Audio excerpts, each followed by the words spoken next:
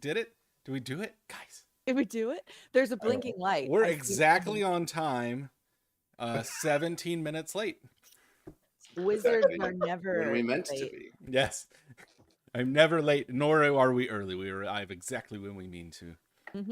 Yep. I think that works in some ways. Yeah. But we're here. We did it. Hi, everybody. Chris here with TTRPGswag, and we're hanging out with all of the Grimstone Gaming people, except for one who is coming, we think. We'll find out. Maybe that'll break it. Time will tell. We don't know. We're having fun. We're just going to have a blast. And that's the goal of all of this, right? Is we just want to like meet interesting people, talk about interesting things. We also have some interesting products to talk about, which I see some of already. And yeah, we're just going to have a blast doing this. So hopefully everybody can just hang out with us and see what's going on. I'm going to just make sure all of our other channels are doing what they're supposed to. And I think they are. Cool. Awesome. Love it. Everybody looks good. Everybody looks good. So let's do a little bit of introductions, and then we'll add the one more if we need to, if she is able to join us. And then we'll dive into some of your stories, because I think there's some really interesting things there. So I'll start and then let you guys jump in. Hi, I'm Chris, TTRPGswag. I accidentally created an apparel store for all of our TTRPG awesomeness because I fell in love with D&D and storytelling, and then made some shirts for my group, who also other people wanted those shirts, and then other people wanted me to make their stuff. Here we are. That's how that happened. So you got that succinct summary down pat. I've said it a couple times, but that really is how it went. So my background's in marketing and branding, and then it just kind of happened that I used that creativity to do this. And now I'm having a lot of fun meeting interesting people, including all of our Grimstone Gaming awesomeness. Who wants to start? I think it's funny to not hand it to someone specific and let you guys figure it out. Roll initiative. I'll start. Hi, I'm Michael Ray Williams. Are we doing our titles? I am the creative director at Grimstone Gaming. I think that was the title we agreed on. What you do now, though? I mean, I create things in a directive manner. I have been playing TTRPGs for a really long time. I think out of everybody in our group, I think I have the longest history with games. I started when I was. I don't know. Kate, you and Katie should probably hash that out. Well, I started when I was 10, so I don't know how. I think she started like in high school or college at least. But anyway, go ahead. I was 10 when I played my first game, and it was with first edition. A good friend of mine taught me how to play. And I've had an off and on again relationship with TTRPGs ever since. I love D&D. I also love Rifts and Call of Cthulhu and other games. And yeah, we like to play games over on the Grimstone Gaming. And I run games. I run a lot of games over there, and I play in a few. I have a theater background, film and theater background. It's actually really interesting how the Venn diagram of film and theater people and D&D or TTRPG people is so close. Yep. It's almost a circle. Not quite. Yes, I see you, James. I acknowledge you. No, don't. Hey, no, kid, that's his choice. It is more of an attitude and a sense of being than it is an actual hobby or a profession, and he's got it. So okay. I mean, you have the theater kid attitude. I have the theater kid. James, as the moderator here, how does that make you feel? I do like to hear myself described to me, but it's fine. I'll address what I think about me when it's my turn. Okay, we all know that our own brains are the best at skewing our perspectives of ourselves. Very true. So I'm pretty sure if 3 people pretty close to you, observing you for many years now, tell you you're a theater kid, you should just accept it. So, James, you did not do theater, but you're a theater kid. Is that what I'm picking up? That's a heck of a segue for you to introduce yourself. Yeah. Hi, I'm James. I did do a little bit of theater when I was much younger, but I mean, I haven't been on stage in multiple decades or anything of that nature. So I just happened to make friends with a bunch of theater kids, and they thought I was okay. So they've I mean, honestly, they've that's enough, right? they've looped me in, and that's why I'm here. I've only really been playing tabletop RPGs since I was like, I don't know, 30. It's been roughly 10 years, I think. Played a lot of video game RPGs growing up, but never really got into the tabletop arena until much later. So I'm probably have one of the shortest experiences with them amongst our group, I would say. I think that is fair. I did not start playing any of this until I was 37. All right. So I might be the latest comer in all of this. All right. Nice perspective. Oh, yeah. We're all over the place. Oh, yeah. Right, Meg? Oh, is that me now? Am I allowed to go now? Okay. Ladies last. I'm Margaret Alice. They call me Meg. You can too. I do most of the promotional social media stuff for Grimstone Gaming, as well as programming management. Chances are, if you are looking to participate in one of our one shots, you'll be talking to me. Yeah. I actually haven't been playing games as long as James thinks I have.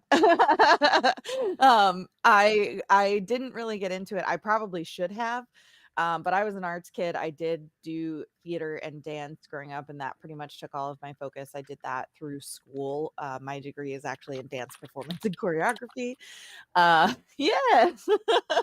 And I've done a lot of theater production, so I do lighting and I do stage management and things like that. So I've been involved in live theater, so in the sense of like live performance, pretty much my entire life. But it wasn't until the pandemic that Michael started getting involved in some virtual gaming. When a friend of ours approached him about running a campaign, and so he was like, "Do you want to learn how to play and be in this campaign?" I was like, "Okay," and that was that. I haven't stopped playing since, which has been really nice for me. Having some health and physical issues that don't allow me, and just money. It's hard to make money as an artist, so not having all of the time and ability that I used to in my 20s to dance all the time and make money doing that, it is really nice to have that creative outlet.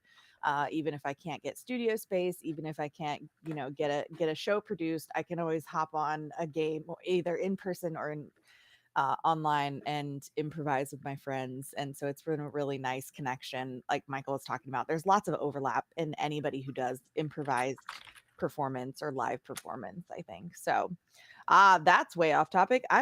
We've lost track of what these introductions are, I think. But yeah, that's there me. are like no rules here for the most. No. I mean, there's Right. probably like some rules, like that the apps only allow us certain things to do. Oh, yeah, That's right. good. Terms of service. Other than that, Hey, Yeah. Katie's here. is she Hi, here? Katie. I see her. Yeah. Okay, no one else can see her yet, but I'm gonna Just in work on it. time for your introduction. Hold on. that's- She's not live yet. That's We can see her. She can. No one else can. So, let me give you a quick like starter while I get her added. So hang on. Boom, boom, boom, boom. Hi, Katie. We're glad you're here. Okay, so real quick, as you got started in TTRPGs, and we'll get deeper into this, just like fast story, what was the first thing you did as a TTRPG that made you like begin? We heard just quick things, but like hit me with more. Oh, I'm sorry, me? Anybody, me? all of you. This is to everybody. Mine was D&D, because it specifically was a D&D campaign that Michael was asked to lead, and he decided he wanted to do a practice run first. And that's when I started playing with Katie. She was in that one as well. Mine's And a handover. yeah, so Ooh, that like a wow. lot of people, D&D was my introduction, and then Katie started an in-person campaign that James and I have been playing in for the past few years as well. And then it wasn't until we decided to do this endeavor that I really opened up into the other systems. We're exploring other TTRPGs. But that was it Which for me. is something you guys definitely do well that I want to dig into in a Thank second. you. We try. Who else? How did you get started in all this? Katie, Katie, you're almost live. So when I was a kid, like I said, I was about 10. My mom was the choir director of our church, and this family had moved to town that had a daughter that was the same age as my kid's sister. The parents of said daughter wanted to get involved with like church stuff, so they would organize these weekends where they would go over. My mom would go over there with my sister, and they would have a play date. And the moms would work on church stuff, and I would just wander around the yard with a stick by myself, you know. And then eventually, the husband, the dad, he was like, I got a computer up here. Do you like video games? Do you like computer games? I was like, I don't know, sure. And he introduced me to Diablo, Oh and yeah. love Diablo, love that whole series. And then while I was getting into that, he said, there's actually like a board game kind of version of this. And he busted out the D&D first D books, and I got super into it. My first character was a halfling thief who was a werejackal. And I remember specifically werejackal because he was like, you can be a werewolf. And like my logic was like, no, halflings are small. Werejackal makes more sense. It does. It just, I don't know why, but like I was very. But I also insistent. love that you're like, no, I have a character choice and I'm going. Yeah, I was making strong character choices from the get go. That's so good. Katie, you're live now too. Everyone can see you. Hey. Yay! Hi, everyone. We're so glad you're here. Thanks. But yeah. Anyway, that's my kind of my foray into it. And like I said, I had off and on over the years. When I got to high school, I had a group of friends. We played Rifts together, and tried out a couple of other games in the years to follow high school. I really enjoyed Call of Cthulhu. I haven't got to play it nearly as much as I'd like to, but I have played it a few times, and it's a lot of fun. And then getting started with this endeavor, like Meg said, when the pandemic kicked up, I got pulled into a virtual campaign to learn how to run it virtually, because I'd only ever experienced in-person games. And once I started learning how to do it, we learned on Roll20. We do the Discord video call, and I have GM'd so many games since then. Yeah. So yeah. Next. James, why don't you answer the James specific answer question? this, and then we're gonna give Katie everything all at once. Yeah, she can give her whole intro. Katie, we have Sure. 30 minutes that we've talked. It hasn't been 30 minutes. I went to like a fairly regular board game night with some friends of mine, and found out that they were playing a Star Wars RPG, tabletop RPG, and talked myself into being invited to that game.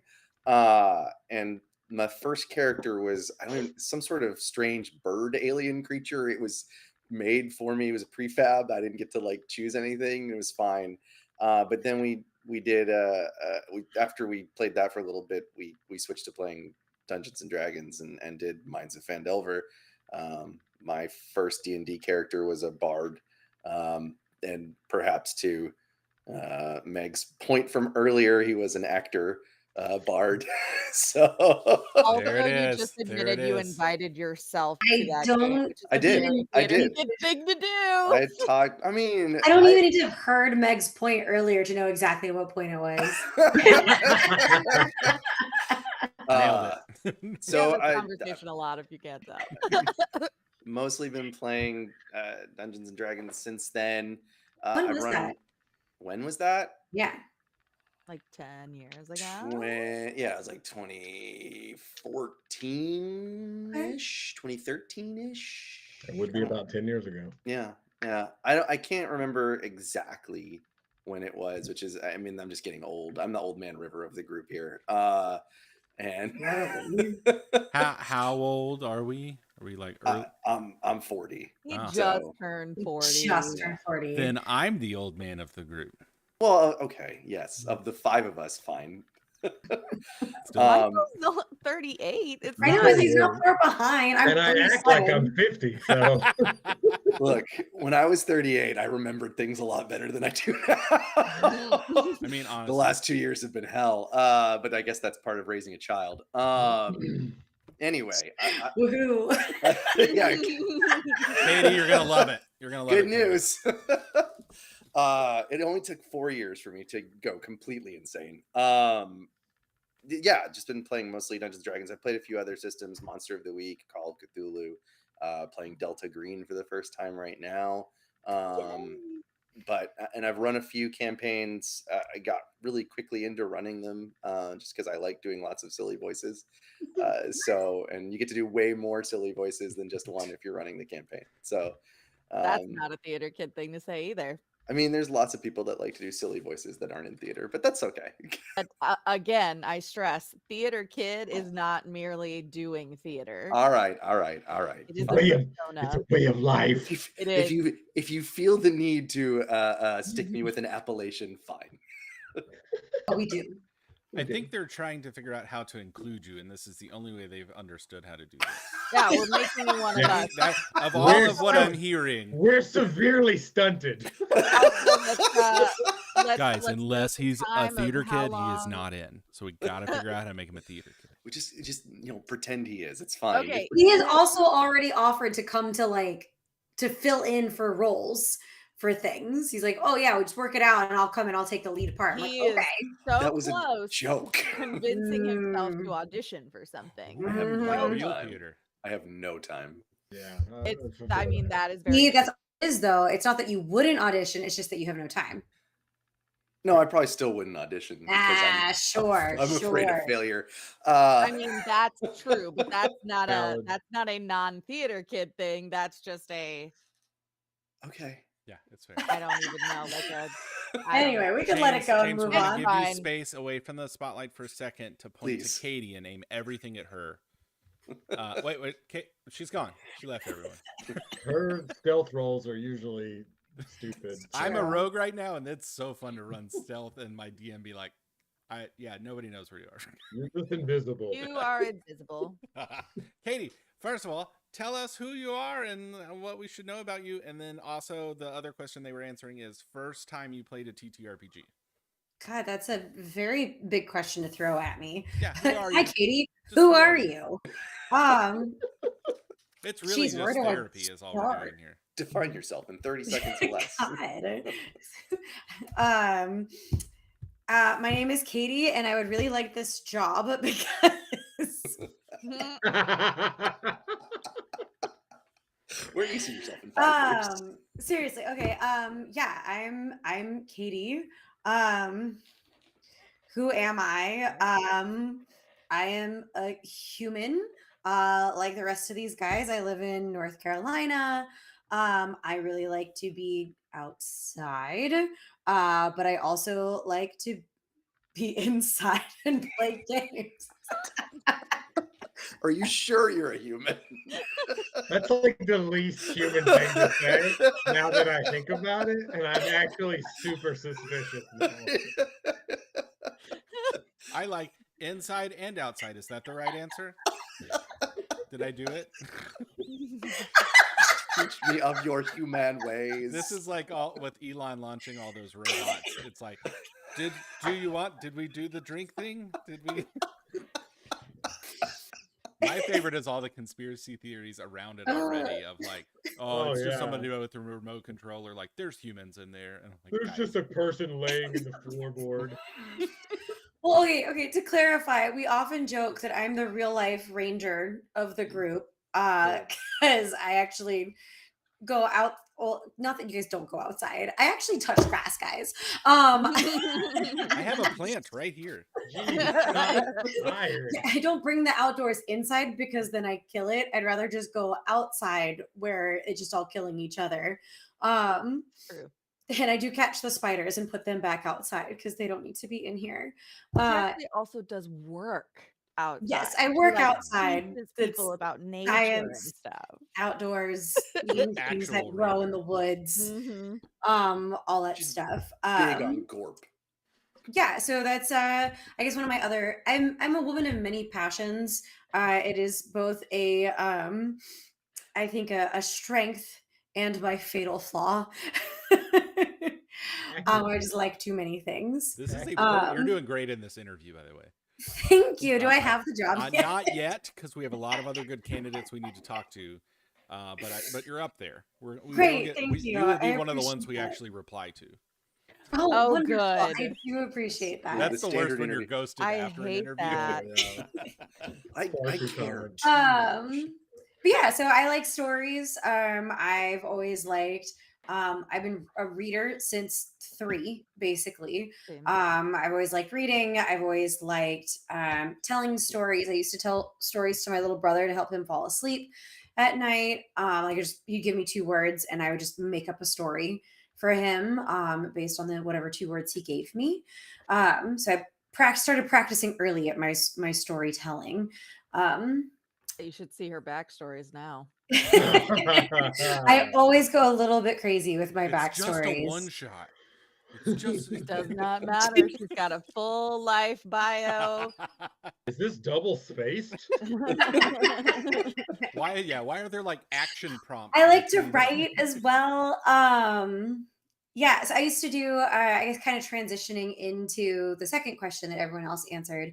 I can't remember if I start how I started with role playing, whether it was tabletop first or if it was play by post first. I know when I was in high school, my friends and I were all part of this play by post Harry Potter role playing game. We eventually wound up starting our own. It was an American school, and God, it was on some message board that I don't think is even around anymore. But for those of you not familiar with play by post RPGs, I would have a character. I would write a starter for my character. Like, this is my character's perspective, what she's thinking, what she's doing. Here's the setup. And then someone else could reply and be like, here is my character. Here is how I am reacting to what your character has already laid out. And then you just take turns posting, writing your responses. And that's how I I flexed my writing skills that way. I also wrote a lot of fan fiction because James looked like you were about to say something. Well, I was going to say, and for the younger people in our audience, a message board.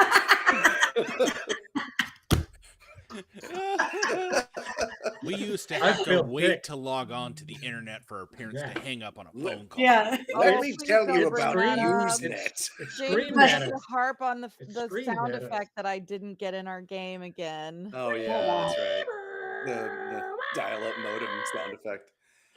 Yeah, so I did that. I did that for a long time, and I started playing just D&D in high school as well, with some of my friends from the anime club.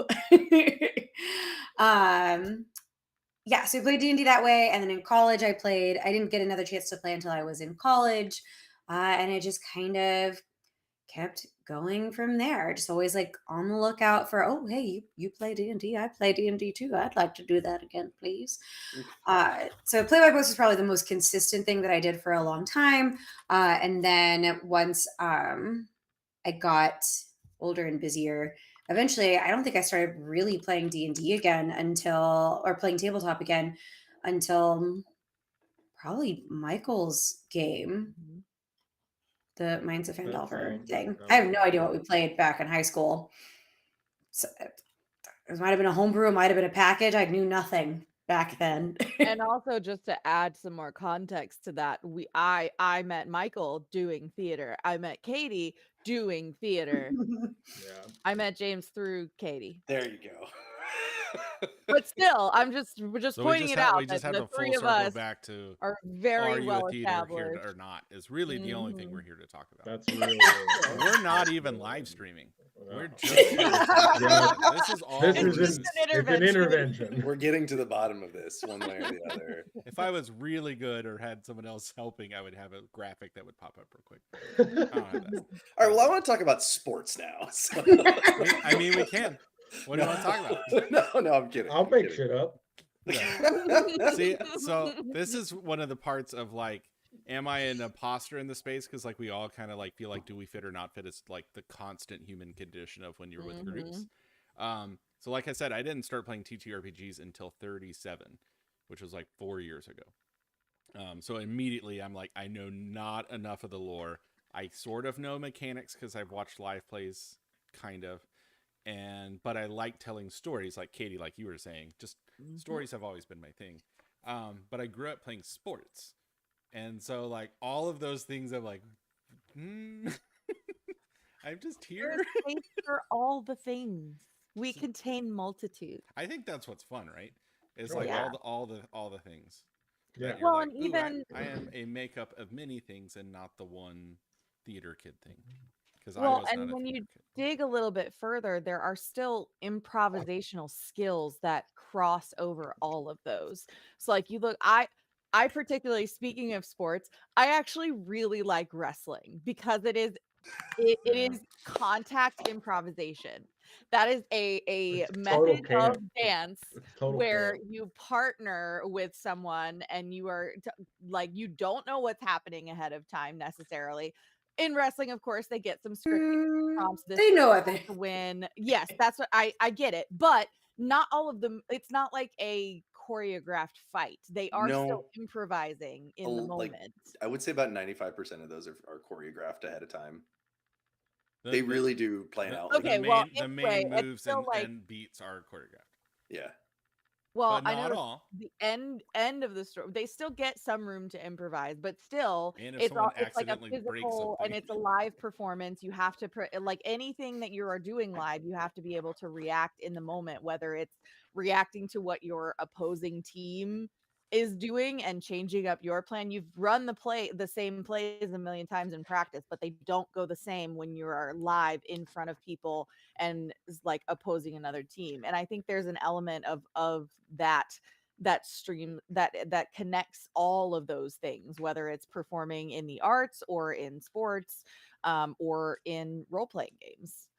There's a same part of our It's brain a yes and mechanic. yes, exactly, the yes and It's the yes and the mechanic. it's taking what's in Yeah. front of you, radically accepting that, and making choices based on that in the moment. Yeah. that's fascinating. I don't know if I would have ever put improv into sports, but it's 100% that. Wow. And it's 'Cause it's a forced yes and of, well, that's where the yeah, ball's going right now. that's where the ball. Yeah. So like yes, Exactly. even in football, you have plays, but your play doesn't necessarily take into account how the other team is going to be responding to your play. So That's Or so how the good. wind is blowing right that you second. have to yes and I'm in watching those James's moments. reactions right now. I was just Hey, looking at you James can- of like, I don't know if I believe this or not. Yeah.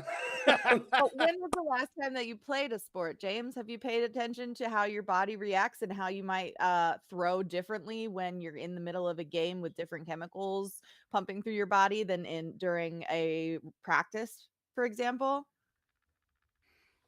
No. Because that is what I Um, experience as a performer, especially dancing, but also in theater. You never know, like the things that you have practiced a million times in your body in front of no one go differently when you have the added adrenaline of an audience and, something happens and is just a little bit off with one of your teammates or your castmates, and you have to adjust. It's all the same mechanic. He's not in yet.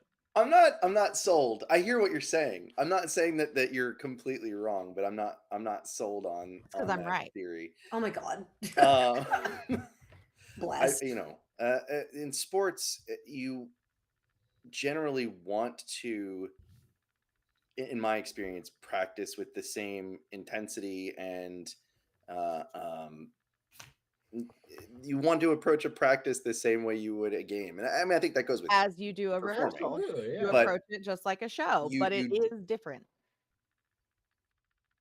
the point in, I think, athletics is to get to where it's not different, where it doesn't matter if there's 35,000 screaming fans and another team on the other side.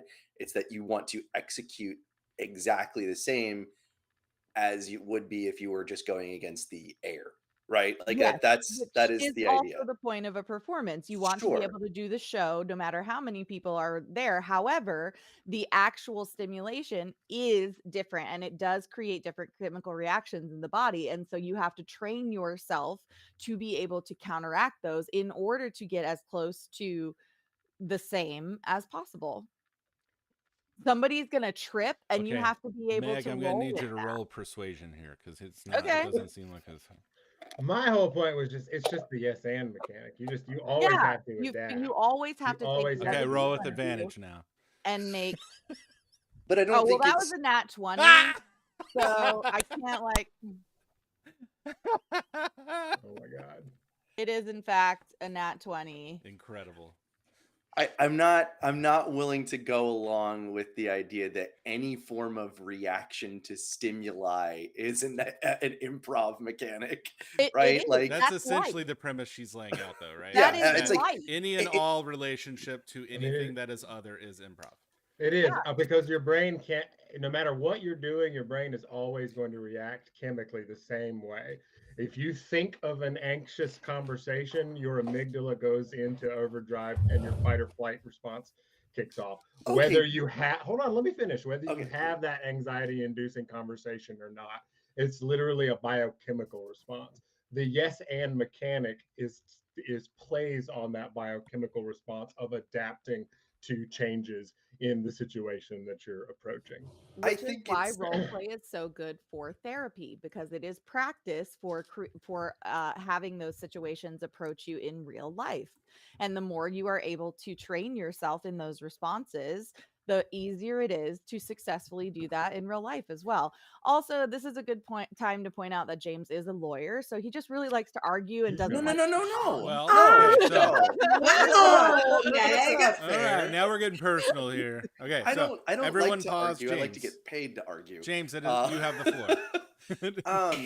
I don't think it Sounds would more be. like we're just arguing at James, just in his defense. No, you didn't have to say that, like, no, I don't buy it. If you don't, I'm going to continue explaining if you I don't think it would understand what be I'm saying yet. if I was someone that taught improv or did it professionally, I would be Mhm. somewhat insulted by the fact that you're describing improv as a fight or flight response. Like it's But more that's than what that, it right? I It's am a professional who does teach improv and does improv Yeah, for a profession, same. and I am not offended by that. but It I is the think there truth. it's It you're helps just me teach it.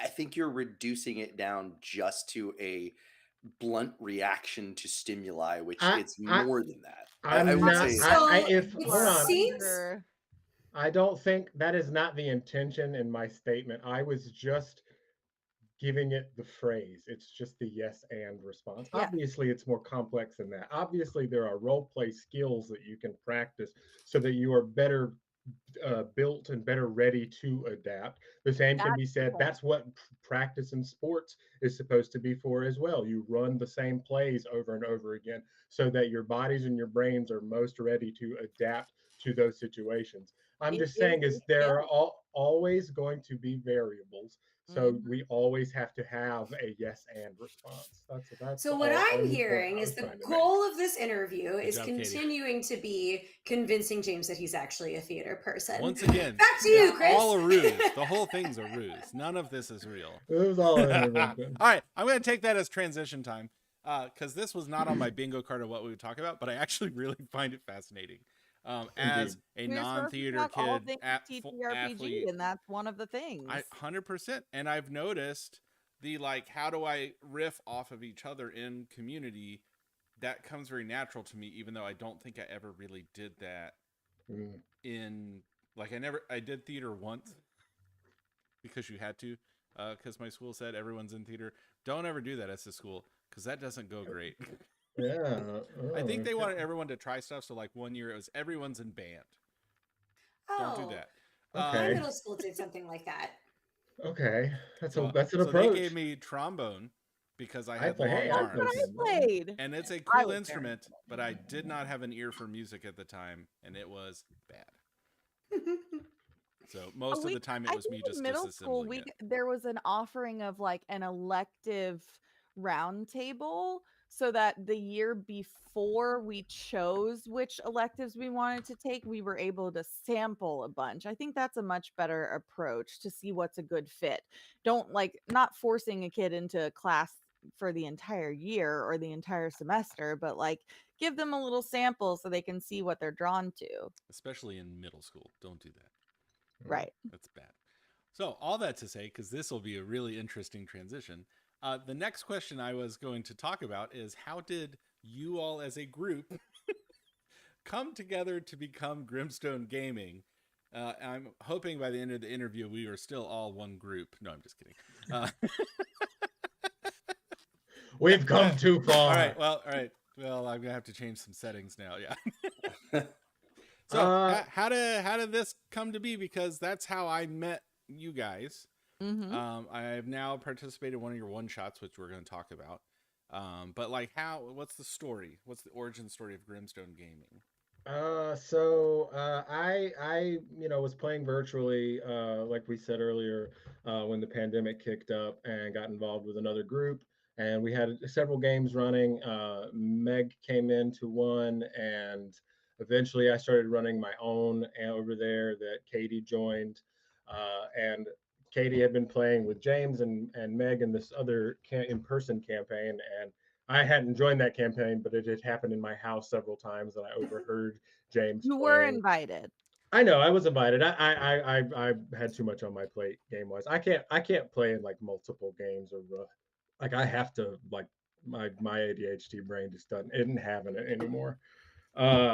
So I had experience by proxy of James as a role player. He's also good friends with one of my other theater friends, Sean, who played in our first track over on Tabletop Turntable, who also spoke very highly of him. So he ended up coming into the fold.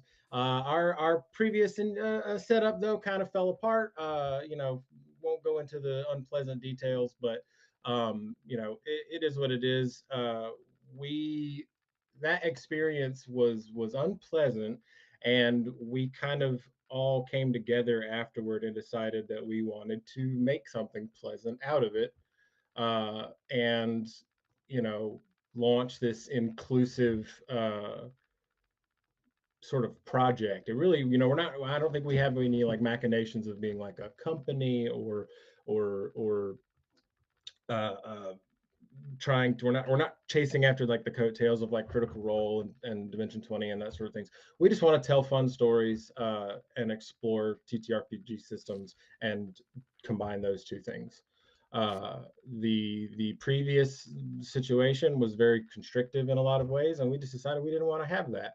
So we came together. All of us are theater kid or not, all of us are very creative people, and get a enjoyment and a satisfaction out of creating these things together, and we're good at it, and we're good at it together.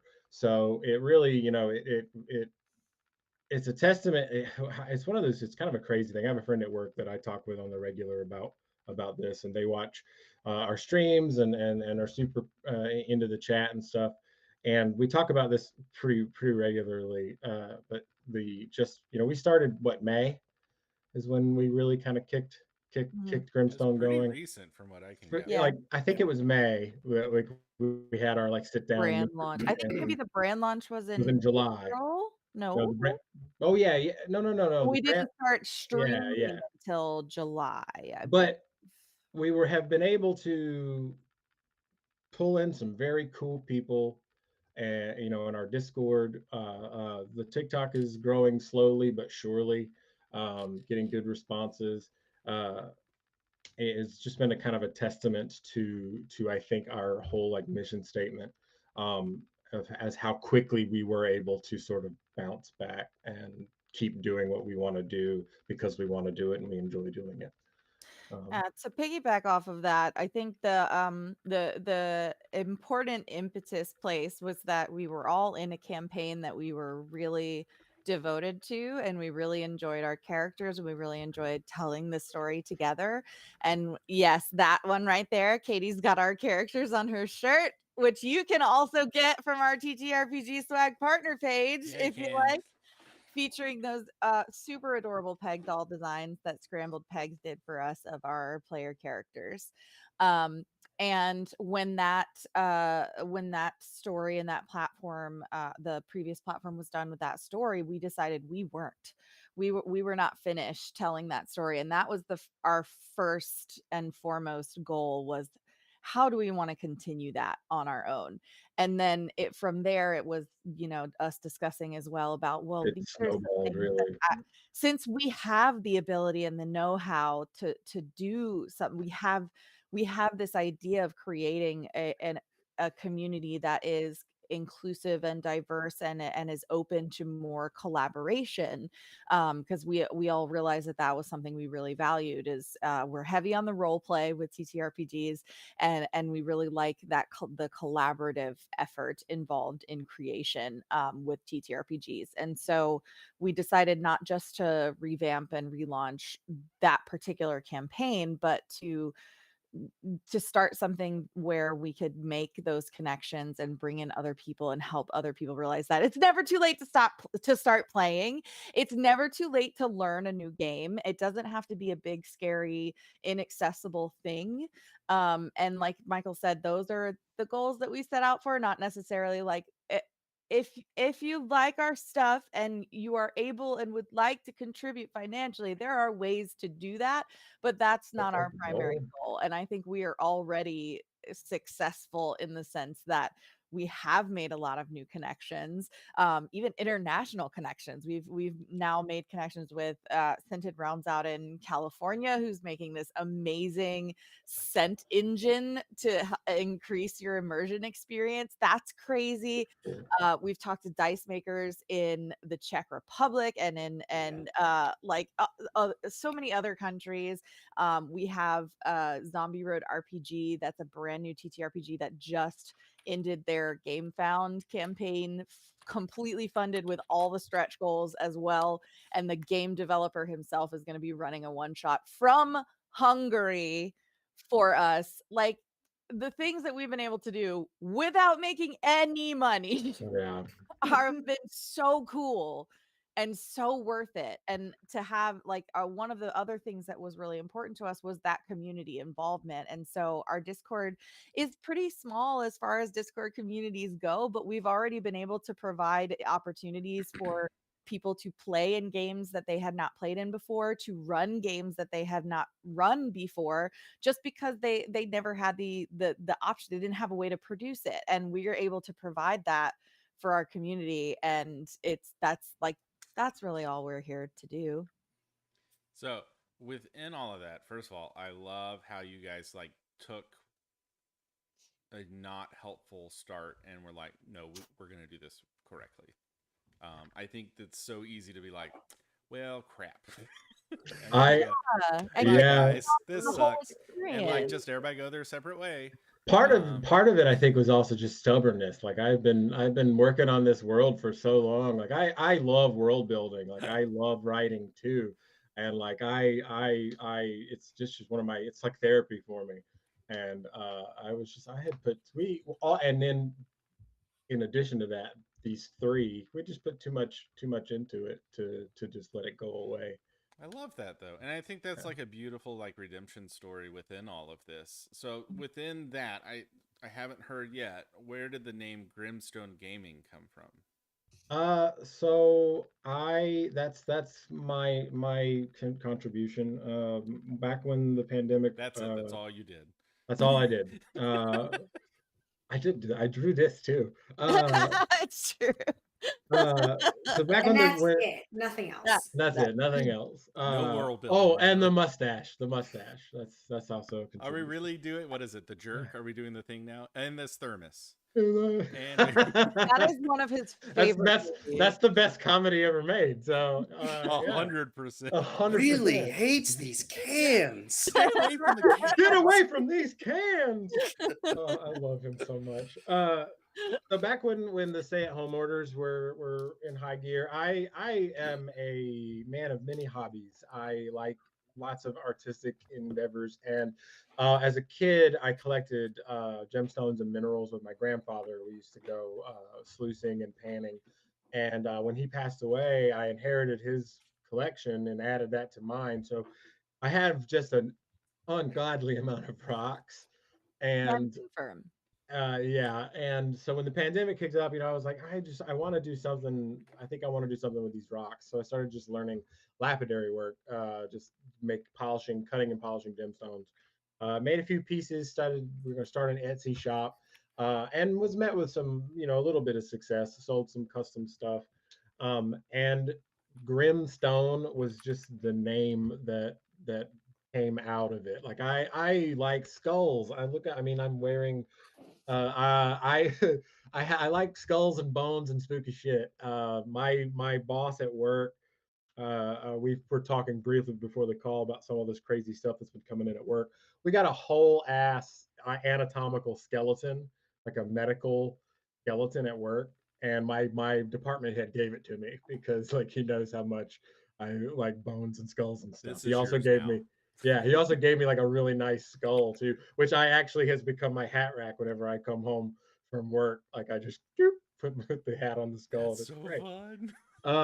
So Grim, that was one of my nicknames when I was in my 20s, and I started working in kitchens. I was just called. My name was Grim. I was the token goth kid, and it was a nickname that I always had a fondness for. Um, and Grimstone, Grimstone Goods. I was like, oh, I like the way that sounds. Grimstone Goods. That sounds good. That sounds spooky, but also wholesome. And like me, Uh, Is long that the story. business card? Yeah, right. That's if I had done that, maybe it would have been met with a little bit more prolonged success. I did get into also like doing custom painted minis via Grimstone because I also paint minifigs and really enjoy that. And so when it came time for us we were talking about possible names and stuff. I had that name. I have that email. I think I have even had a website at one point, and I just threw it out to the group, and the group said yay. So Grimstone Gaming it was. And you gotta love a little bit of alliteration, right? Grimstone Gaming. It's just Grimstone Gaming Group. You gads. Yep. It flows well. It does. That's why I was curious. I was like, there was some thought put into this for exquisite mouthfeel. I mean, but it like connects to your story. It connects to like different things you were up to. Like that's always the beauty of all of this is like to see how the stories of like even groups coming together are told. And so like it's so fun to like hear some of the background of like, well, I brought this and I brought this and I brought this and then like how it all meshes. Yeah. And we already had a great little skull wax seal that I got him for the Grimstone good stuff. So all of our mail goes out with a little wax skull seal. Yeah. That's so good. Yeah. Well, I think this is probably a good time to talk about some swag, and then I have more questions for you guys to interview. But one of the things we've done with TTRPGswag is have apparel partners and help them make their own. And you guys are rocking a lot of the different things. So we've got shirts, we got hats, we got mugs, we have James. I failed. It failed the assignment. I had to, James. But now you can purchase James in the TTRPG swag shop. Let's figure out a bobblehead or something. Yeah, let's. That has merit, and it only goes this way. It just says not a theater kid at the bottom. Or it says rules lawyer, and he's obviously wearing a suit. No, he's not a rules lawyer. I'm not. That's the thing. Yeah, I mean, I like Jamie to get away with just about everything. everything. That as a career, usually you don't fully lean into that in your free time. Like the people who like manicure golf courses, their lawns are usually trash because they're like, I don't want to keep doing that. James has to explain to me that he just enjoys rules. It's not necessarily that he's a rule lawyer. He just enjoys the rules. If you know what the rules are, then you know how to exploit them. Yeah. That's valid. This is why I like James. Yeah, that's valid. I would always get in trouble at school, and they were like, "Do you understand the rules?" I was like, "Way more than you realize." A little too well. And now I have a toddler, and he's doing that to me, And I'm like, Mhm. so it'll be like, That was actually it's my like- What you exact philosophy on said. having to take Oh, it's like, Katie. you cannot put your Cool. feet on the table. And he's like, cool. So he lays his entire body on the table. Yeah. Except his And then he feet. looks at me and he says, my feet aren't on the table. I'm like, you are, this is not Katie. going to go well. Katie, you're doomed. I already deal with this. You're I am a doomed. career childcare professional. You're So doomed. You're Well, doomed. it's- I'm telling you. A lot of my career was working with teenagers. Your little so, your like, little goat baby. I think my realization is how much toddlers and teenagers are the same. oh, very much yeah. so. There is And a, dogs. There's a lot of similarities. That's why they call There's them a- three-nagers. There's a lot of similarities between toddlers and some adults too. Oh, yes. Gonna be Also perfectly true. honest. And dogs. Mm. Yes. James doesn't like that one. Having worked in both professions, That's there's some really- parallels. That's really funny, actually. Okay, now I want to dig into. We talked about swag. We'll talk about it again because you guys, the skull is so I fun. The love my- turntable is fun. Yeah. Like all of the stuff is fun. Like you guys, your swag is like, it's a lot. And that's the thing, right? It's like I'm working with many partners, and like my sadness is that I don't have the bankroll to buy all of your swag too, to have all of it as Mhm. well, because I want it all. Eventually, when we make One day. millions of dollars accidentally, Billions. which now is not even worth enough to do. Yeah, I mean, it's just No. funny. Speaking of our swag, we do have a pending yes and or die design that we're Yeah. hoping to drop soon. Also, we potentially, I don't even know if I should, this is like an exclusive piece of information for this live here. Sunfire, who is another TTRPG swag partner, may or may not be doing some designs of our characters as well. So we might have another version of our Essentia characters coming out from her. So Her style with your Yeah. characters is going to be killer. It's pretty oh, cute. they're super What we've seen cute. so far. is We- pretty cute. Yeah, what we've Oh, seen so man. far is super, Pretty super cute. cute. Yeah, We're I very found, like she and I stumbled across each other accidentally, and then like she DM'd the one shot that I did with you guys, and like that was so much fun. Oh, yeah. And like just from there, we just kept going crazy with it.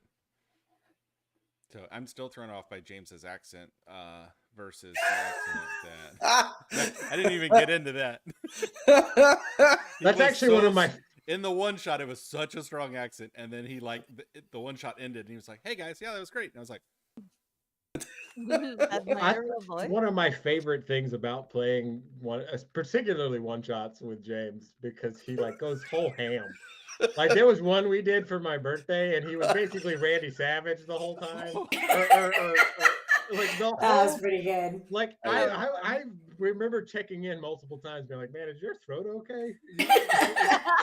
"That would be The fun." next day, it was not. It wasn't. It was not. That's Luckily, we have Um, friends who are vocal experts and they can help combat that vocal fry. what is it? Is it throat coat? Is that still one of the Oh, go-tos? Yes, yeah. that is a thing. Oh yeah. Yep. I will Mike- be having some of that Slippery here shortly before tonight. Also, that. Michael likes to play Havoc with me because in our Ascension campaign, I play a changeling, and so Michael's constantly throwing Constantly. different NPCs at me that I then Yeah. have to mimic. Yeah. I mean, You I don't don't, have I don't to. have mimic. to, You but choose. of course I'm You going choose to to. mimic That's- them. But that's It the is fun. definitely challenged by choice. Yes, Yeah, that's the that's fun fair. for me though. It's like, oh, is he gonna take this bait? I Of don't course know. I am. Would you Of course like he is. this NPC to mimic? Yeah. No? What about this one?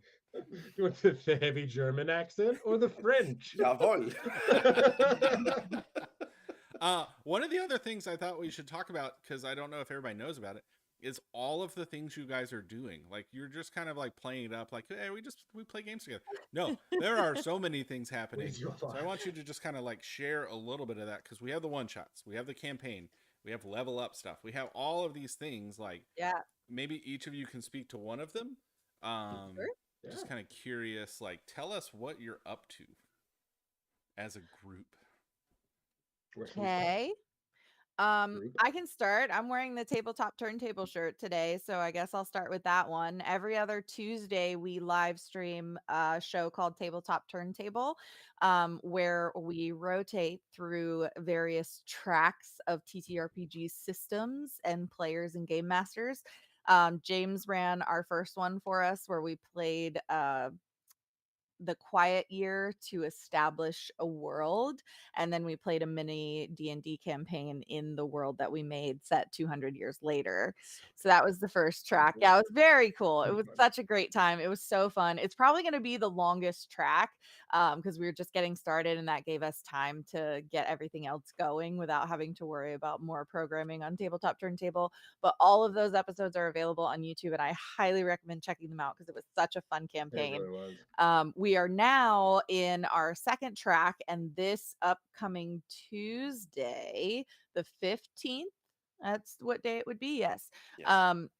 We are streaming our second of 4 episodes of Delta Green. So we've got a new game master and 2 new players. James and I are both playing in it as well, but then we have 2 brand new players to the channel, running around doing secret government agent and shit. So it's a fun time. And then our third track that'll start in November is going to be Wander Home. So that'll be nice with some more new faces. And then I think after that, we're doing Monster of the Week. And then yep. In February. And then in April, track 5 is going to be a When Suddenly Games original. Crypt. What's something about a crypt? Camera. That's really not great that I can't remember the full name exactly, but it's Jeff Baker's original game. We love it. It's so exciting. Insert name here. Yes, it's something about a crypt. It does have post. crypt in Yeah, on the live stream in post. from the from the crypt. Yeah, and unfortunately he is not able to run it directly himself, but we do have one of our one-shot GMs from our Alien one-shot, Dragon X, who has run this game before and has been played in the game before, who's going to run that track for us. So that'll be great. And that's as much as we have programmed so far, but stay tuned. I like that you're like, and that we just have a that's so much. And that's still not everything. That's just just this show. That's just this show. So who wants to handle the one shots? Is it the Crypt has opened? Is that the name of the game? The Crypt has opened. That's it. Yeah, that's the one. Thank you. I'm here to help. Michael, do you want to talk about Essentia, or do you want to talk about Level Up? Level Up. Yeah. I'll talk about Essentia actually. Okay. Then I'll talk about the one shots. So the one shots, it's called What's Upon a One Shot, and that is our very much community oriented series, I guess you could call it. A lot of like Tabletop Turntable is also pulling in from the community, but the one shots are explicitly so that if people want to play, they can. You don't have to wait for the current track to be over. There is just a Google form that you can fill out and be like, I want to run this game. Here's what I'm going to do if I run this game. And then we just work with them to schedule it. And it can be any kind of system. We've got D&D 5e, obviously. We did Kids on Bikes, Alien. I think Candela Obscura is coming up in January. So it's just once a month. We put out a call. People submit their proposals. They decide, I want to play in this game. And then we run it. So in August, we did, what was our August one? That was the Sunfire one we had pulled from. But that was D&D. TikTok Okay, Connection specifically. So it was a D&D 5e one shot. Yeah. So we did that. We had an Alien one. We did Kids on Bikes was just in October for a spooky theme. I don't remember which one we're doing in November. Scream Amongst the Stars. Scream Amongst the Stars. That's right. Yeah. And then December is Mythic Mortals. So it's just, again, kind of similar to Tabletop Turntable, but it's just very accessible. People who aren't able to commit to 3 or 4 sessions, it's just one day and I'm done and I got to play and I got to scratch that itch. It's a great way of getting other creators involved in the process so that we're expanding not just our Grimstone community, but we're connecting with these other communities and these other personalities as well. So we're all boosting each other, right? A rising tide lifts all ships. And it's, it's just a super fun way to get involved. Well, and the thing I liked about that specifically, and that's the one that I got to participate in, is how And you're. will be again. Oh, that's right. Yes. Ooh. You I already did say forgot yes. you volunteered.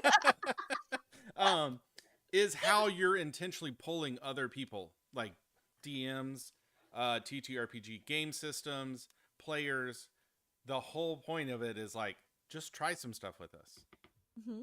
Like, I love that because it feels like all the other like stuff out there, while it's good and solid and professional, is like, we have our group and we're doing our thing. Mm-hmm. And then you guys are like, we have that, and we want everybody else to jump on board and hang out with us too. Yep. And like, I love the like combo of those. That feels like really unique in many ways. That's like a lot of fun. Yeah. To see and to participate in, because that was my first ever live play to be a part of. And it was Sunfire's first one to DM. I did know that. Yeah, we had a lot of firsts. Yeah, it was a great session too. It was good. It was really good. We part of what it's we had for. a great party at the end of it. Nobody knew fun. things were happening. There were no mimics to be found. We were very successful. My character did die at one point, and that was the only healer in the group. Womp womp. I hit at least one party member in the face with a rock. I mean, it's great memories. James tried to eat a mimic sandwich that was trying to bite him while he was trying to bite it. Legit. It was all of the chaos that a one-shot should be. Yes. Just and the whole time. That's exactly what we want. We just want that freedom to explore and to have those things. In October, our Kids on Bikes one-shot that we just did, all 4 of the players, it was their first time playing Kids on Bikes. And the GM, Erica, it was her first time being able to run the system. So we were all learning together, and that's part of it. So speaking of getting involved, if you do want to participate, our Discord link, invitation link, is in our bio on TikTok. Or you can, DM us anywhere on social media. We'll be happy to send it. All you have to do is join the Discord, and there's a channel for it where we put out calls, and the link for the call to adventure form is if you want a GM. Which is awesome. James, you want to talk about Level Up? Yeah. The show I've never been on. Yes. You still know what it is. So every other Wednesday, we put on a little show where we talk about running tabletop role-playing games. Lots of different topics. Michael's done a lot of with map making and different map making software. Meg has talked about running a session 0, how to set expectations for everybody, establish boundaries, etc. Getting everybody ready to play a game. There's a lost episode of Level Up where we we recapped the first that Quiet Year in Dungeons and Dragons campaign we did, where we talked about it, but there were audio issues, so we'll see if that ever comes to light. I hope you get to see it. It was fun. Issues like they don't exist. It was the audio was, the levels were just way and it's down. hard, and now it's all one track, so it's hard to separate. None of the free automatic leveling equalizer stuff is doing anything. When I have the time to look into it more specifically, and I'm not doing a million things at the same time. Is there a lot of group talk, or is it mostly one person at a time? There's some of both. The problem is that in as in Streamlabs, my microphone as the person who was running the stream was picking me up on my own channel, which was very loud, and then everybody else was coming through the desktop audio, which got very, very muted. And so now that it's recorded together, it's a single audio track that is hard to bring my levels down while bumping their levels up without more sophisticated, expensive software. So if anybody wants to buy me some, I was gonna say maybe we'll chat offline. Maybe I can play with it and see. Oh, that'd be great. Okay, we'll talk after. Marketing. So like social media, video editing, all that jazz is my day job. This is why you make connections, people. This is it. And like Networking, I'm playing with networking. what does streaming and live streaming look like, and just seeing what happens. So far, so good. Everyone's We also still on the interview call. other creators on Level Up. Yes, I was Didn't gonna quite get get there. Who's getting Sorry. there? James, you did great. Meg, do you want to introduce all of them? You're fine. You're fine. Yes, Meg has interviewed some creators of, like she mentioned a lot of them earlier, the Scented Realms folks, some dice makers, Zombie Road RPG. Do you have anybody else lined up currently? We did Dungeons Not Dating. That Dungeons was Not a good Dungeons one. Not Dating. Dating. I forgot that. That was That a was a fun good one. one. I like that one. Yeah. I don't currently because I've been busy. Yeah, Yeah. understandable. So Yeah, that's the I other thing. stepped back in doing, I just This checked is out. absolutely no one here's full-time job. So Yeah. everything is what we can put into it. But yeah, it's getting introductions to the broader community, and just talking about running a game, and what you can do to help make your own game at home better, or if you're interested in doing streaming and that sort of thing, because we're very open. We're not trying to keep anybody away. So Yeah. Well, and I appreciate because like in everything you guys have done and just all my interactions with you all, it's always felt very open-handed. And that's something like the TTRPG community at large is mostly good at. It is not 100%. And then we constantly see topics that pop up that people are like, excuse me, what? That's still a thing? Right? So they still exist out there, but like in general, it has felt more open. Obviously, that is how you guys present to everyone. Like that's all I've experienced is open-handedness. That's why I love like saying yes to partnering with you guys. Is it was an easy yes of like, oh yeah, absolutely, we're gonna hang out, we're gonna do other things, we're gonna randomly live stream and see how that goes. Love it. All the fun things. The bad news is that this has all just been a ruse for the tonal whiplash we're going to inflict later by being very exclusive and judgy. Well, so That's our 1-year wouldn't that plan. be That's our 1-year plan. It's just like you're actually playing like a live campaign as like a group of TTRPG Yes, players. yes, And at the end, yes. you now become the big bad that everyone trusted. Yeah, it's You like take the makeup off and you're like, You either die a hero, right? so meta.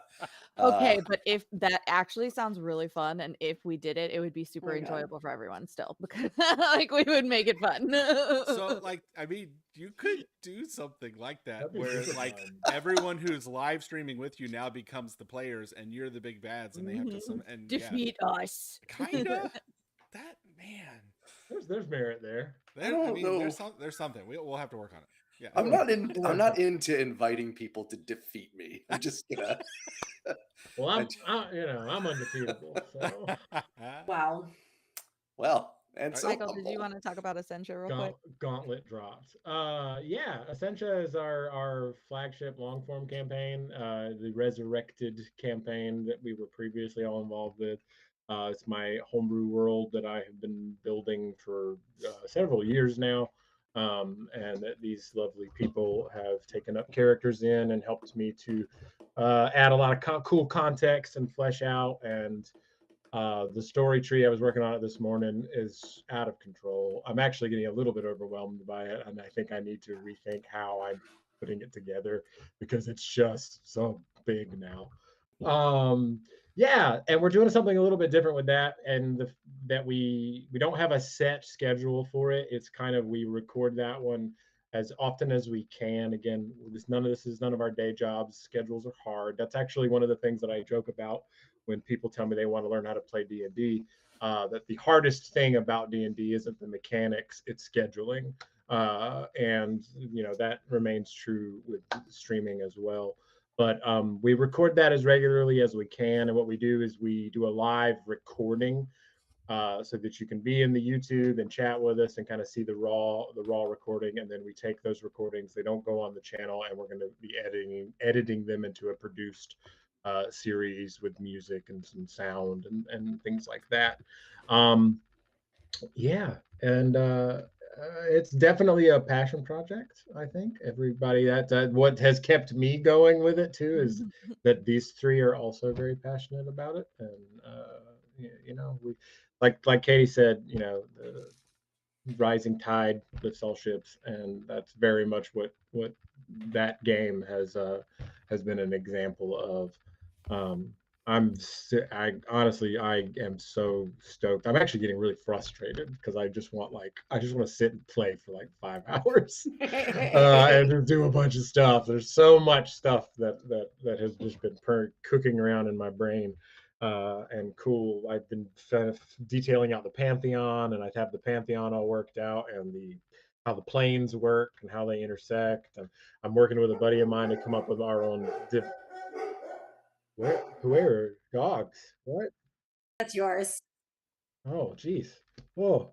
I thought I was having a flashback. No. Sorry. Michael, can you I share the very basic premise of Yeah. Essentia? So Essentia follows. Good interview question. Yeah, thank you, Katie. Essentia follows two would-be diplomats and their roguish companion as they kind of explore this new world. So the world of Essentia is this crazy concept of what if you took like a super world, a super planet, a giant planet, and then all of a sudden this cataclysmic event sort of scattered it across this expanse of nebulous space, kind of ignoring conventional laws of gravity and physics, and this distorted stretched out world exists with these floating islands.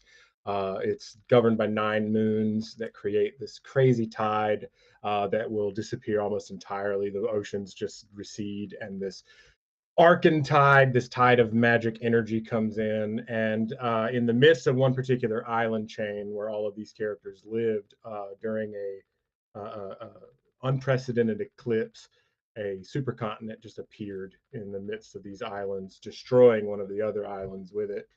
And it's these two would-be diplomats. One of them, an actual diplomat.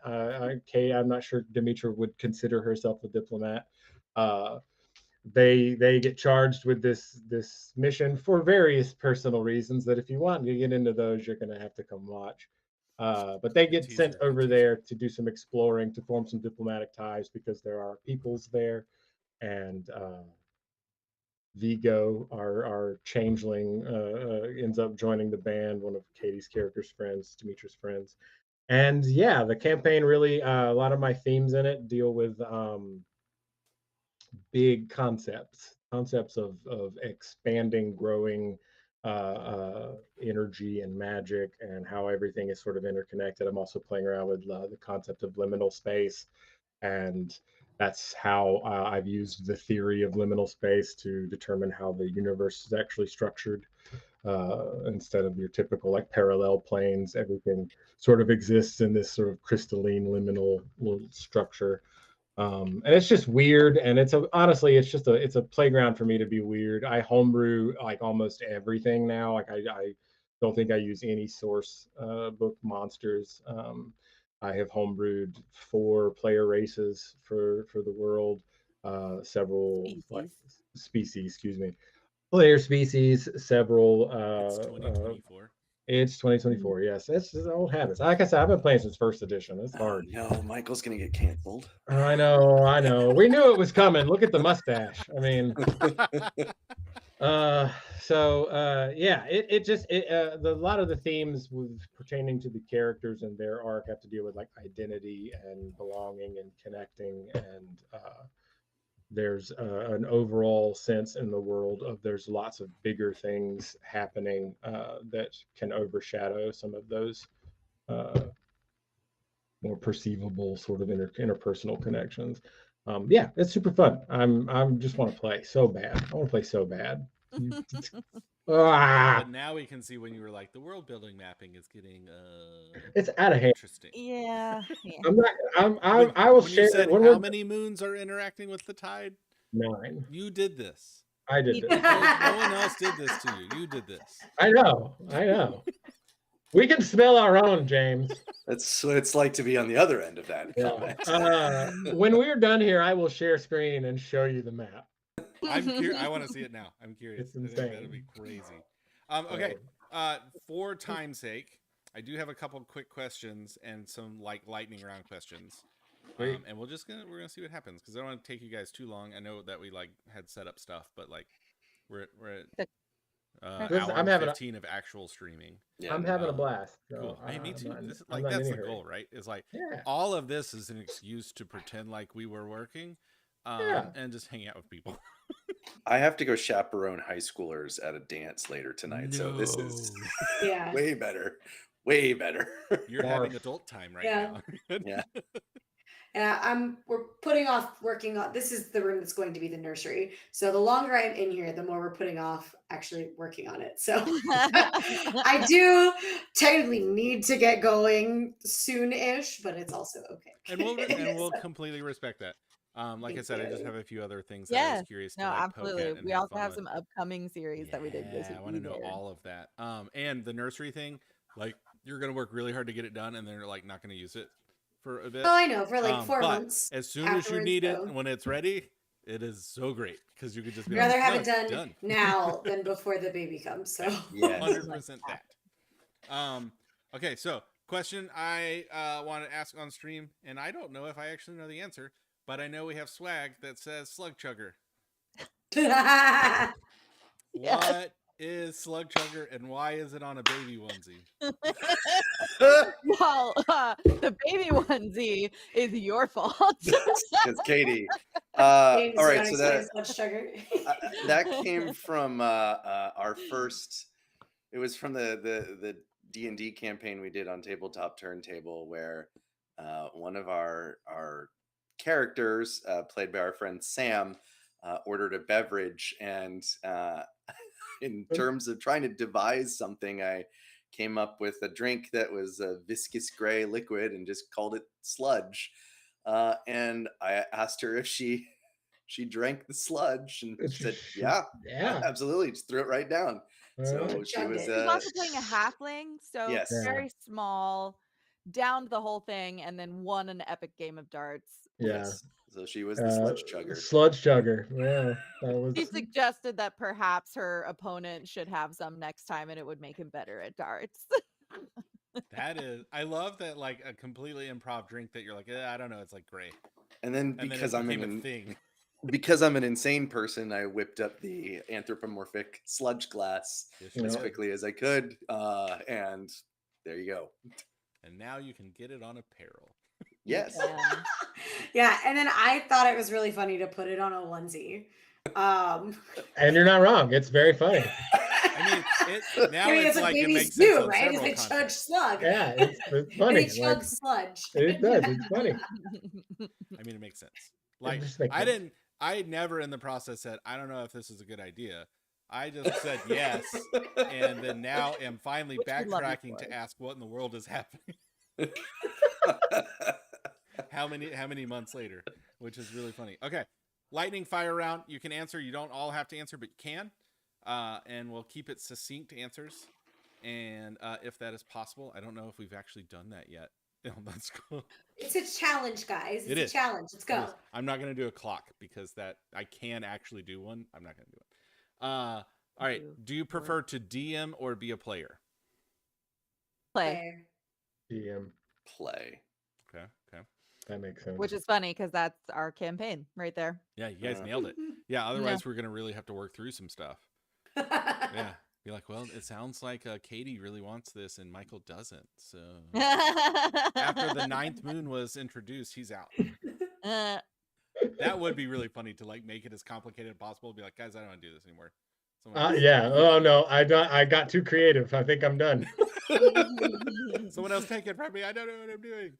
And then the first session, the DM's like, and 8 of the moons exploded. Well, now that you mention it, You cartographed yourself into a corner. Favorite go-to snack while playing? That's so difficult because we try not to eat on stream.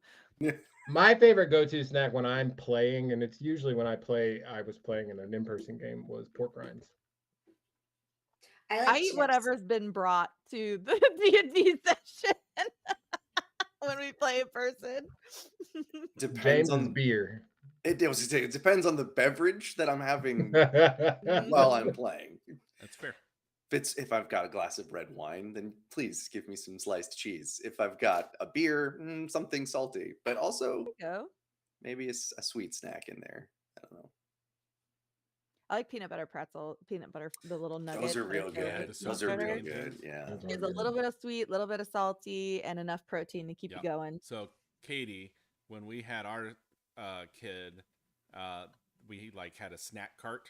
Oh, okay. Thanks. Apple reactions all of a sudden. An hour and a half in, it's like, oh, you did a thumbs up finally. Yay! I don't know. Yeah. I don't see what you're seeing. Did it show up on yours? Because it No. doesn't really fully showed up on mine, and sometimes it'll do fireworks. I don't know. Anyway, Weird. so we made like a whole snack cart for my wife while she was like recovering. And then Snack the thing they bought me was the Costco size version of the pretzel peanut butter bites. Mhm. And then in less than a week, those are gone. And I went, oh no. Oh no, that's easy to do. I get it. Because you're Yeah. getting up every like 2 hours. And you're like, yeah, I'll have a handful. Sure, And a another. handful. And, Just a handful. It's just and then a they were gone. handful. And Yeah. I had to regroup on how much snacking I was doing. We all But been it there. was worth it. Michael, I have to say I'm a little concerned that you said my favorite snack was beer. I have some soul searching to do now, I think.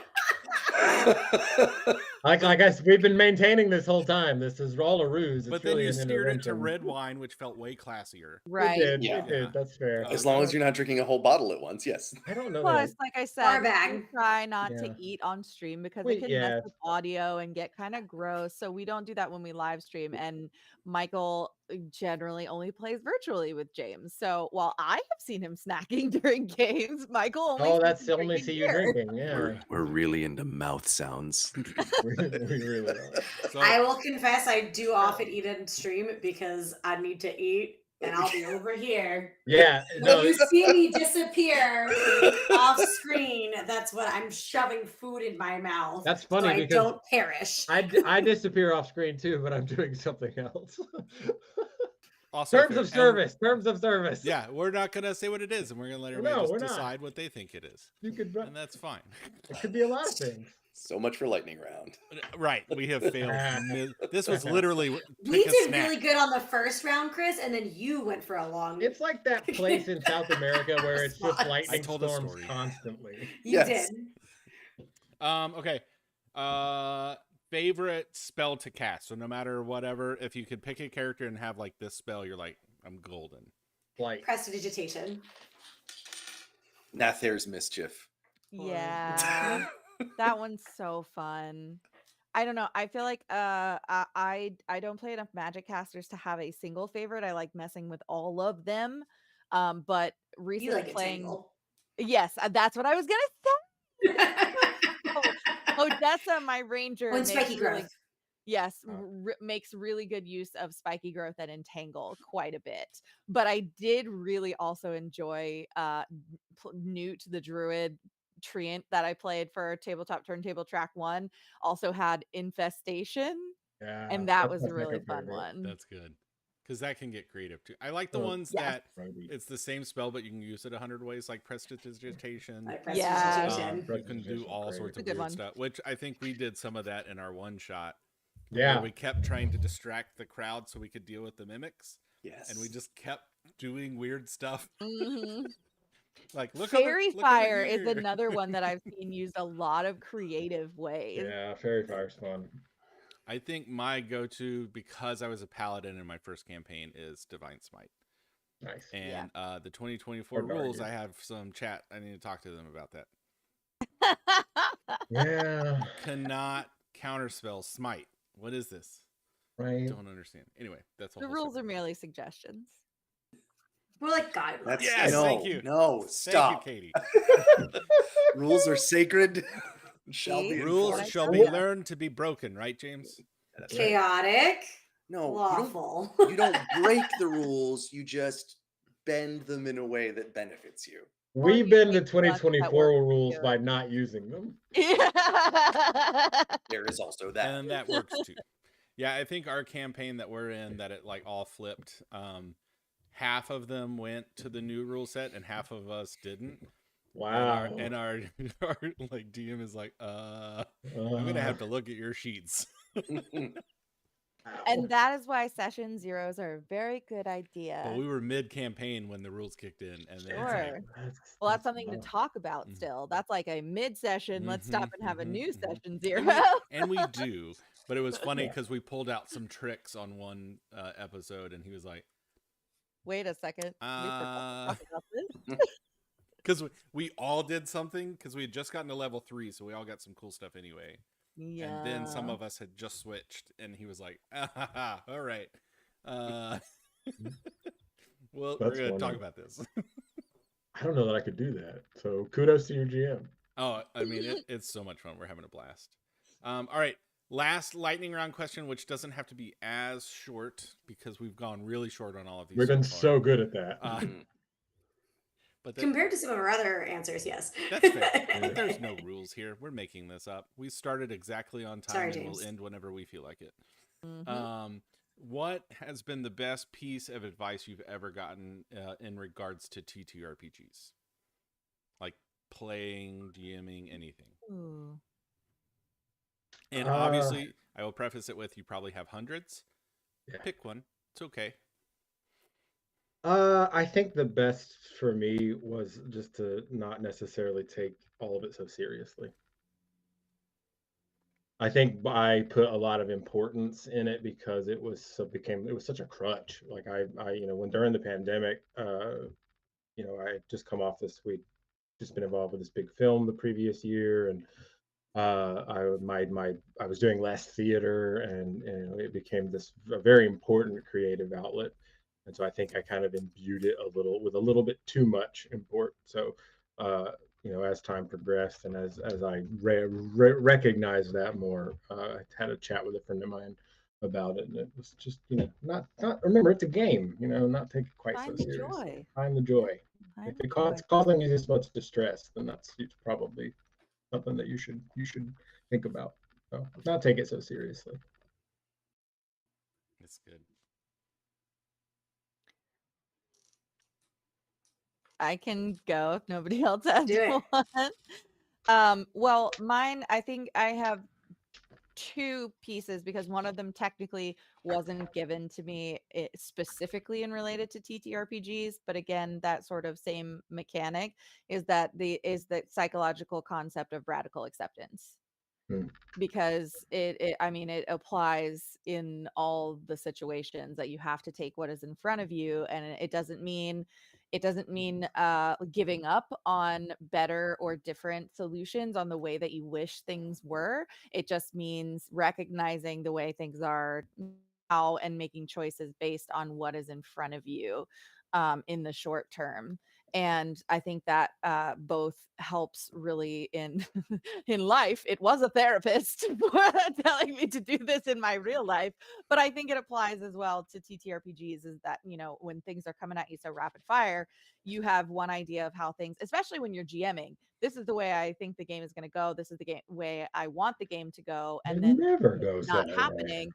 Don't It fight never that. goes that way. Exactly. Don't fight it and try to make things go back to where you were trying to be.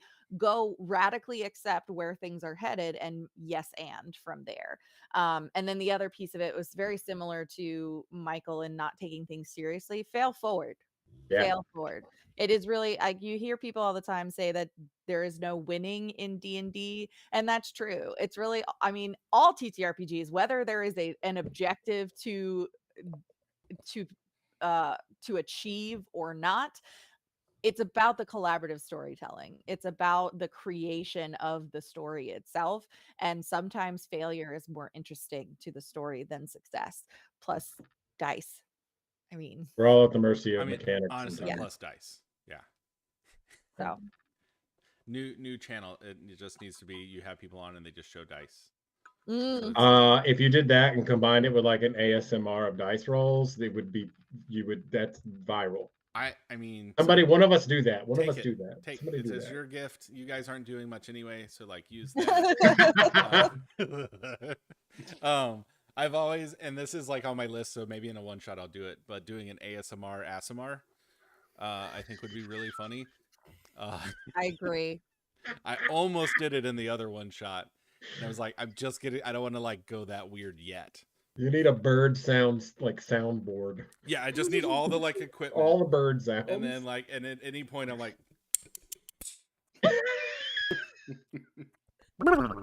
and it's just I like, love what is it. happening? So it's an ASMR bard. I mean, maybe. And that's their performance. Yeah, their performance is just sound effects. Just the You could do whole that thing. with a kinku as well, using their vocal mimicry. That'd be add even more hilarity to it. So, Doesn't have the Love same it. ring to it. True. see, Katie and James, you guys haven't gone yet. Go, Katie. Gosh. So I was just sitting here ruminating on it. I think like there's like lessons that I have learned that have been important. Like for me, I know about myself that I have a tendency to just like what to do. Um, and so learning how to throw to other people as much as possible has been a big lesson that I've come through. Like I started off with a character that I didn't know what to do anything with, and so I did kind of sit back. But then as I get more comfortable, I tend to like I'm just like ready to jump in swinging all the time. But then like learning to eventually like how to balance that out. And it is still sometimes a struggle, but I like to think that it's something that I have gotten better at over time. Um, so that and then like the best advice I've ever heard, I had a really bad GM uh during shortly before COVID actually is when it was when that game was going on. And he was in the habit of saying no all the time. Like we'd ask a question like, "Is this something my character could do?" And he'd be like, "No, that's not what we're gonna do." Or it'd be something like, "Can we just time skip to the next thing?" He's like, "No, that's not fun. You guys need to sit here and talk to each other." I'm like, "Okay." So he was in the habit of saying no, and I talked to someone else, and they were like, "A GM should say yes as much as possible." Like not even with like improv, just like mechanics wise, and what can we do in this game? Maybe if it's not explicitly stated in the rules that you can do that, but like find a way to say yes if that if that works, so as much as possible saying yes, because that's going to be more fun for you and more fun for your players. And I will say, as someone who got told no a lot during that campaign, I stopped having fun because I was just hearing no all the time. It's stifling. Yeah. Yeah. Yes, pushes things forward. In a game that is built on kind of whatever you want to do, no is a weird answer. No, it's a super It was very strange. I was like, what is Like, wrong with I this can person? understand mechanically, it's like, can I use prestidigitation to kill a dragon by smiting him? It's like, no. Right. But That's if not you're how like that getting works. creative, Right. yeah. I always try to treat it as whenever a player brings something like that to me, which this group does on the reg. No. I try to embrace it as best I can, and figure out a way to make things work. That tends to be like one of my like mantras. Is like we'll figure out a way to make it work. We'll make it work. That's a really nice segue to talk about stars and wishes as a tool, but James hasn't had a chance to give an answer if he has one. And I thought this was the last question. So Good way to segue, but we're not gonna because this guy's still gotta go. No, I said We're if just you gonna want leave it there and to. never like it's just gonna all of a sudden it goes black. And like It's the Sopranos ending. yes. The Final Fantasy VII like continue screen starts playing. Yeah, just credits start rolling. You don't even know who's like in them, but they're just I there. didn't want to change topics before you had a chance to answer if you want to. James, I would love to hear your answer. Yeah. Best advice. Bring dice. Solid. I mean, for real though, there's something about the tangible gameplay, right? No, but in all honesty, I don't know that anyone's ever sat me down, like looked me in the eye, put their hands on their shoulders, like this, my young Padawan, is how you should do this. It's an experiential thing.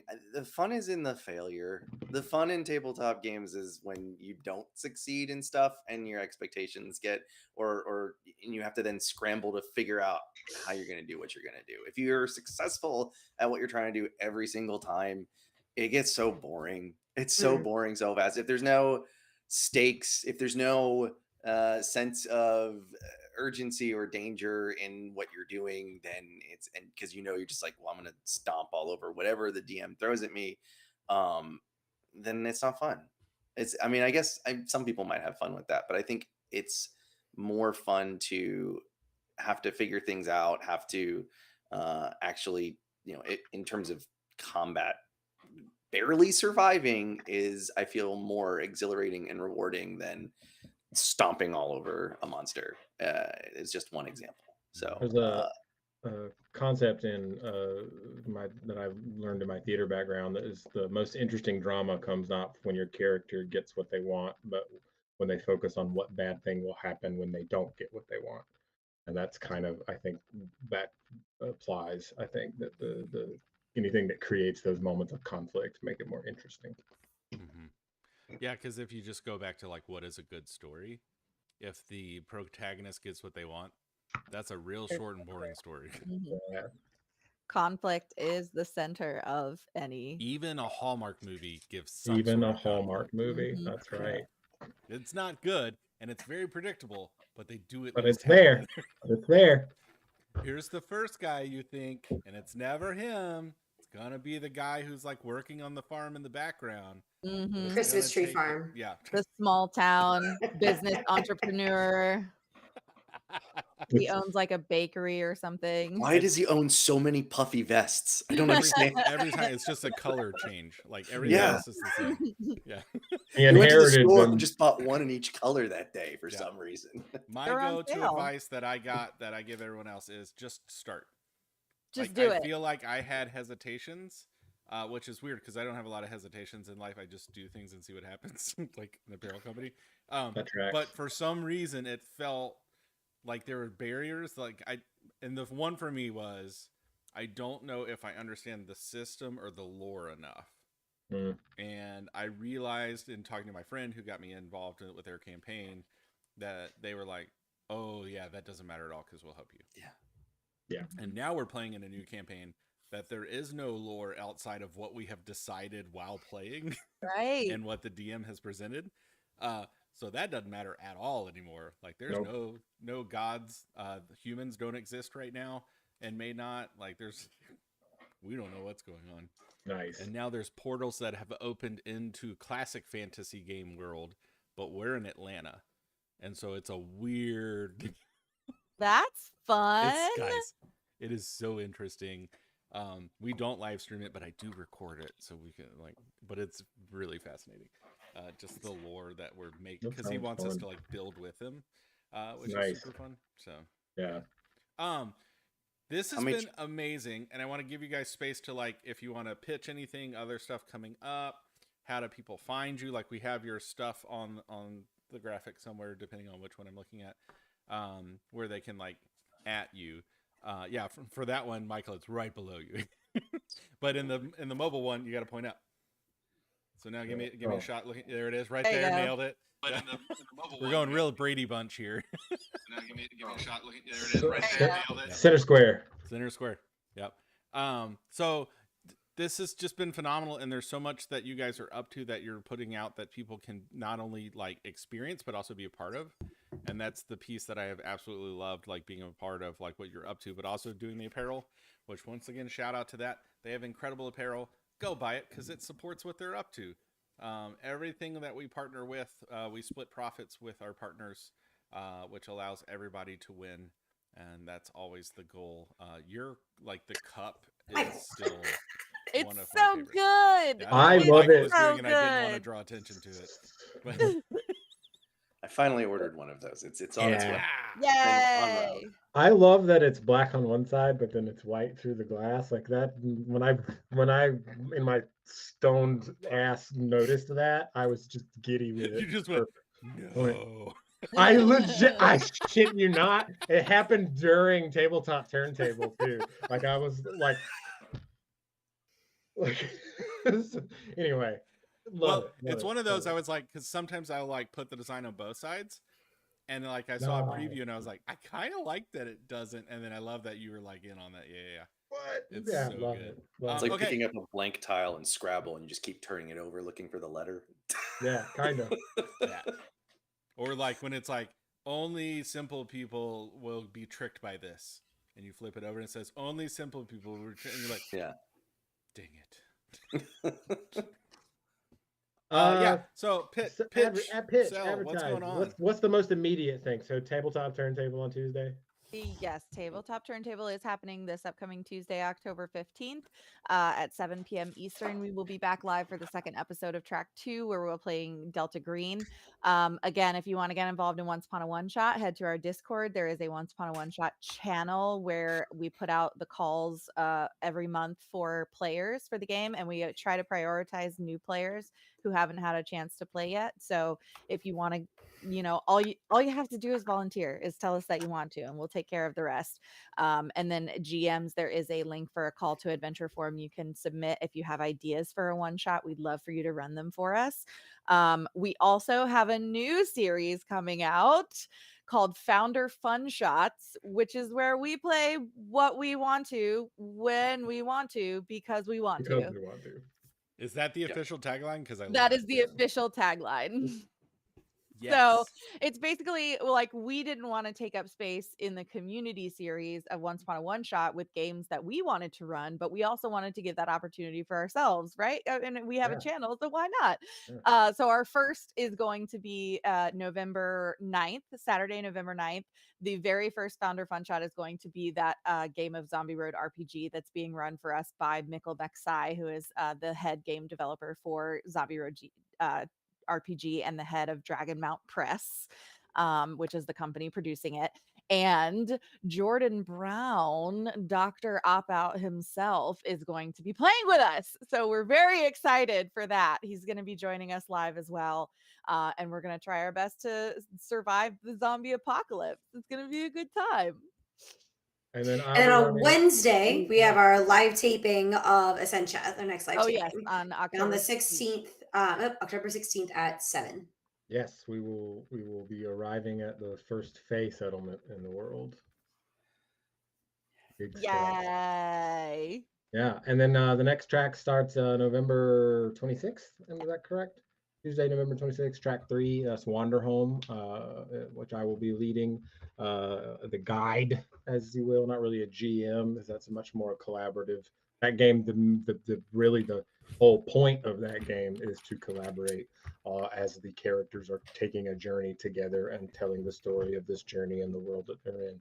And we'll be bringing some new faces to the channel with that.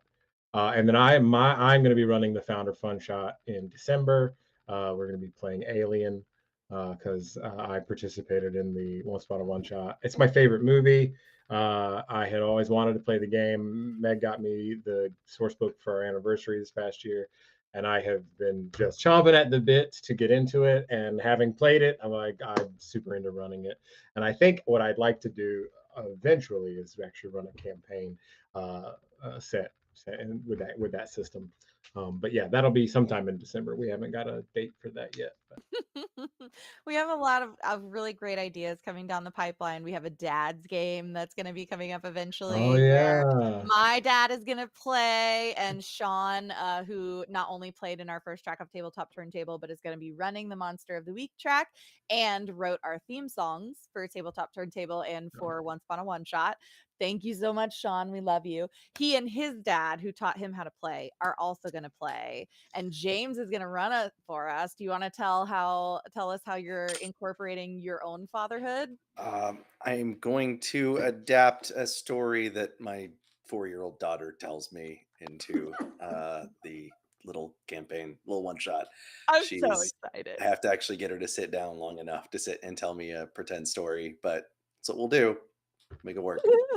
So all as that's soon as coming. we stop streaming, I'll tell you a secret idea. Okay.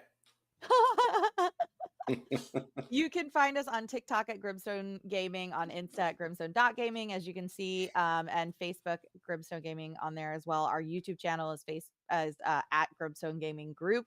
That's where all of our lives are, and they are kept there except for the essential live tapings after the fact. Yeah. that's pretty much it. We do have a Patreon, which is also Grimstone Gaming Group. So if you'd like access to some extra goodies like our episode guide, our post session stars and wishes recordings, we have some additional things for patrons, and it does help, us be able to continue making programming. That. And with that, I just want to say thanks for joining me. If you have not picked up on, they are an incredibly professional group who have incredibly creative ideas, and they are just saying yes and seeing what happens, and I love it. So buy their swag, join their Patreon, follow all the stuff, because it is just so fun to see what they're up to. And if you have an idea to jump in on one of the one-shots, do it, because it is amazing. Just hands down. I have open seats for the alien one shot. There you go. There you go. Do that. We're glad you joined us, those that did, and others that will see this later. Thanks for hanging out with us. As always, if you need any TTRPG apparel, hit us up on our website, which ships worldwide, or a TikTok shop. But our website also has all of our amazing partner apparel, like all of theirs with the skulls and everything else. So, Grimstone Gaming, thank you. We're so glad you joined us. Thanks for having us. Yeah, this was great. We will do other things. Do not worry. Including the thing we're going to chat about right after this. But